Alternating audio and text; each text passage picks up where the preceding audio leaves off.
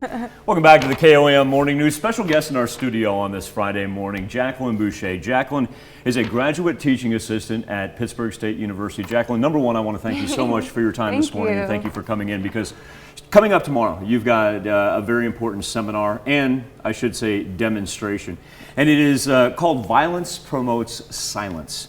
Talk a little bit about how you got started with this and how you were able to put this together. So, as you mentioned, I'm a graduate student at Pittsburgh State. For my graduate degree, I decided that writing a dissertation or taking a big comprehensive exam was not the route I wanted to take. So I looked into the creative project. My advisor told me event planning might be something that I would be interested in. And when I started to think about that, I wanted to do an event, but I wanted it to be something that would be beneficial to the community, something that we need here in Pittsburgh and the surrounding communities. So I started to think, well, domestic violence, I mean, you guys just had a story on it. Probably have one every day, to be honest with you. Yeah. So it's something that's continuously happening, but no one seems to talk about it, especially my age group. And according to the Kansas Coalition Against Domestic Violence, ages 18 to 24 are the most at risk. So therein falls your silence part of it. And right. Forgive me, because you and I are split a little bit age-wise. Right. Why is it something that your generation, why do you believe that your generation does not talk about an existing problem that we see on the forefront and we see on our TV screens? Right. I don't even necessarily think it's just my generation. I think our parents didn't talk about it.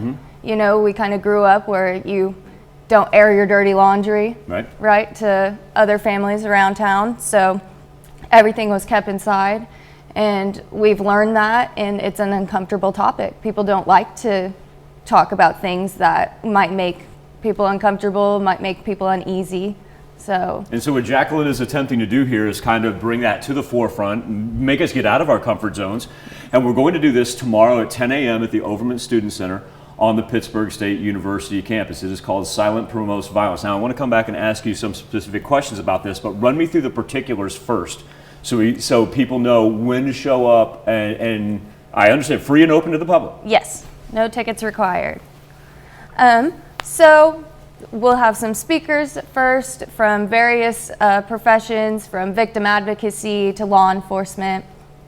We'll also have our student organization on campus do a presentation for everyone, and then we will have the presentation from the dojo. And I want to ask about, PSU has a student organization, Students for Violence Prevention. Yes. Have you been working close with them as far as putting on, and essentially I'm going to call this your presentation, for the sake of your organization and doing this. Have you been working with that group to promote the importance of education? Yes. So their whole thing is to make Pittsburgh State campus, their aim is to make it to where violence is unacceptable, survivors are listened to, and perpetrators are held accountable. So whenever I first decided to do this event, they were the first people I went to. Okay. And they've been helping. I don't know necessarily or have the training for a lot of the things, how to work with victims and stuff, but those students do. So they're helping me, whether it be with the language or just with, these are the most important topics. These are kind of the warning signs. These are things that we need to educate the group about. Well, speaking of that, now I want to go back to your panelists. And once again, this is open and free to the public. Jacqueline putting this on, called Silence Promotes Violence. 10 a.m. Overman Student Center at PSU, open and free to everybody. Your panelists that you tracked down and convinced to help out and deliver their message. Was it difficult for you to find them? Were they excited about the opportunity? What was kind of your interaction with them in putting together the panel? Yes, they were very excited. I had a little difficulty at first picking people or finding out who'd be around, and especially with just how things have changed since the start of pandemic. It's kind of difficult to get people to want to go into big groups, right? Good point. So, but whenever I reached out to Allie and Sergeant Detective Romine, they were 100% hands-on, ready to do it, and excited for the chance. And I want to cap it off by saying you've got a very interesting program here, a simulation of self-defense that's provided by Dr. James Otter. how did you decide to incorporate that into tomorrow's discussion / activity? Right. Well, so the event itself is from 10 to 1, so that's a long time for people to just be sitting there and listening to what I mentioned, a difficult topic. I'm sure your people are so interesting that it's not going to seem long. It's not right. No, it won't, but just being able to get up and move around, and hopefully they don't have to use these moves in their daily lives, but if that were the case, maybe it might save a life one day. And so there you go, folks.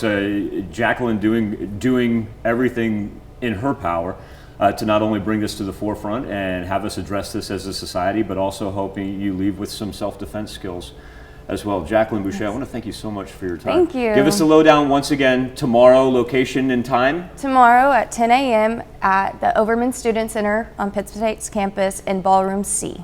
And also, too, folks, I want to reiterate what Jacqueline said, because I did not know this coming off the top of this interview. I did not know that you had put this presentation together essentially as your thesis. That is absolutely amazing. Thank you. So best of luck to you, and thank you for bringing it to us. Oh, thank you guys for having me. Jacqueline Boucher, she's a graduate teaching assistant, and she's about to walk out with another degree from Pittsburgh State University. Yes. Congratulations. Thank you. We'll be back, and you can find all this information as well on KOAMNewsNow.com, and we'll be back with more KOAM Morning News right after this.